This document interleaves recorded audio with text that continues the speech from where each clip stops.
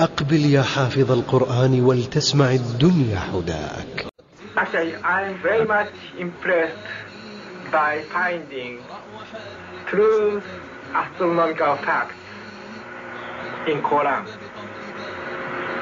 And for us,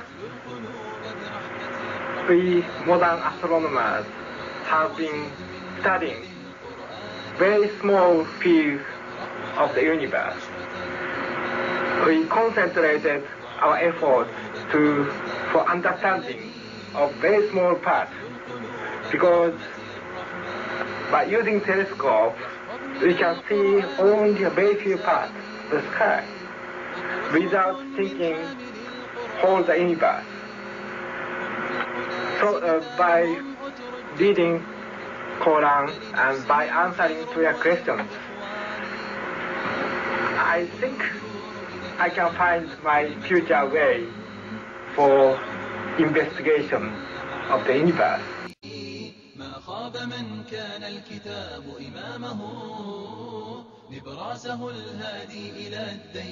Muhammad was a very ordinary man. He couldn't have read, didn't know to write. In fact, he was illiterate. And we're talking about 1,200 years ago. You have someone, an illiterate person, making profound pronouncements and statements that are amazingly accurate of a scientific nature. And I personally can't see how this could be a mere chance. There are too many accuracies. And like Dr. Moore, I have no difficulty in my mind reconciling that this is a divine inspiration or revelation which led him to these statements.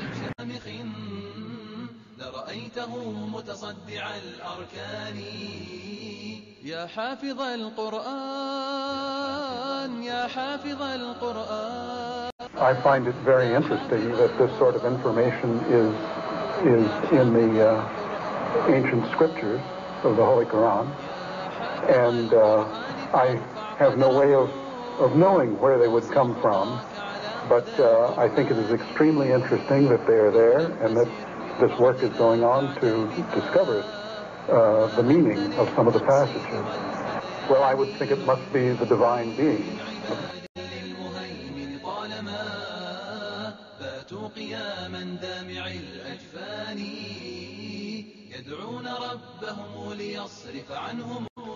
Summary.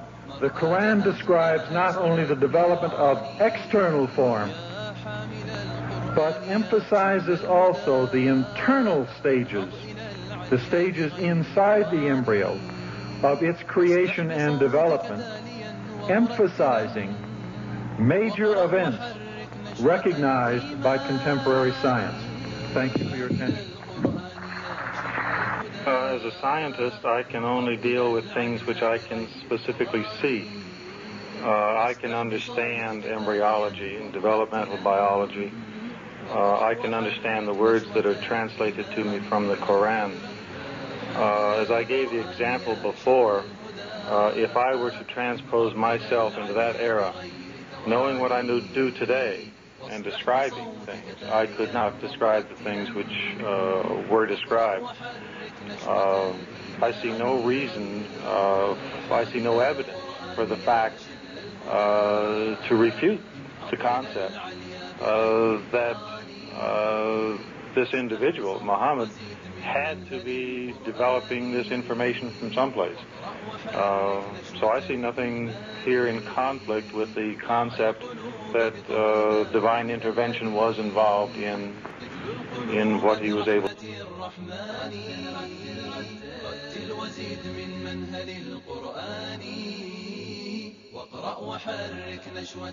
In a relatively few ayah is contained a rather comprehensive description of human development from the time of commingling of the gametes through organogenesis. No such distinct and complete record of human development, such as classification, terminology, and description, existed previously. In most, if not all instances, this description antedates by many centuries the recording of the various stages of human embryonic and fetal development recorded in the traditional scientific literature.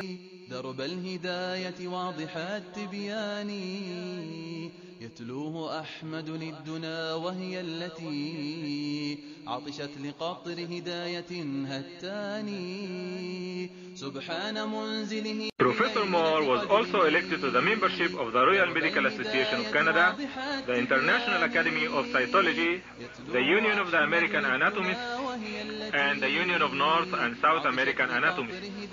Professor Moore has published many books on clinical anatomy and embryology. 8 of them are used as reference works in medical schools and have been translated into 6 languages, namely Italian, German, Portuguese, Spanish, Greek, and Chinese. It has been a great pleasure for me to help clarify statements in the Quran about human development.